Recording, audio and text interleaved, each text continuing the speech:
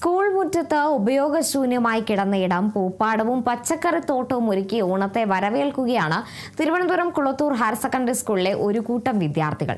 കതിർ എന്ന കുട്ടി കർഷക കൂട്ടത്തിന്റെ നേതൃത്വത്തിലാണ് ബന്ദിപ്പൂപ്പാടവും പച്ചക്കറിത്തോട്ടവും ഒരുക്കിയിരിക്കുന്നത്. സ്കൂളിലെ പ്രധാന കെട്ടിടത്തിന് മുന്നിൽ ഉപയോഗശൂന്യമായി കിടന്ന ഇടങ്ങളാണ് കൃഷിക്കായി തെരഞ്ഞെടുത്തത്.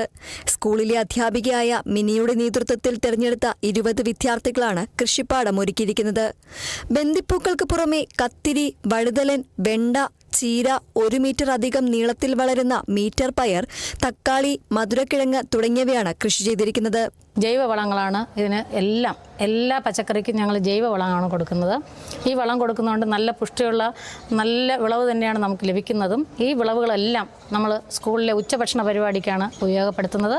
അതുകൊണ്ട് ജൈവ പച്ചക്കറികളെല്ലാം നമ്മുടെ ക്ലാസ്സിലും കുട്ടികൾക്കും എല്ലാം വീടുകളിലും കൃഷി ചെയ്യാൻ വേണ്ടിയുള്ള ഒരു അവസരം ഞങ്ങൾ ഒരുക്കിയിട്ടുണ്ട്.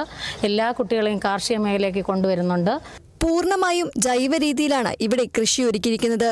സ്കൂളിന് സമീപത്ത് സ്വകാര്യ വ്യക്തിയുടെ 1 ഏക്കർ ഭൂമിയിൽ നെൽകൃഷിയും ഈ കുട്ടി കർഷകർ കൃഷി ചെയ്തിട്ടുണ്ട്.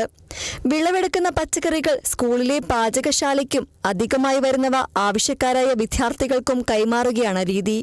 കതിർ കാർഷിക ക്ലബിലെ അംഗമായ അഖിലേഷ് സ്കൂളിൽ നിന്ന് പഠിച്ച കൃഷിരീതി വീട്ടിൽ പരീക്ഷിച്ച് വിജയിച്ച് കഴിഞ്ഞ കർഷക ദിനത്തിൽ പഞ്ചായത്തിലെ മികച്ച കുട്ടി കർഷകനായി തെരഞ്ഞെടുത്തിരുന്നു.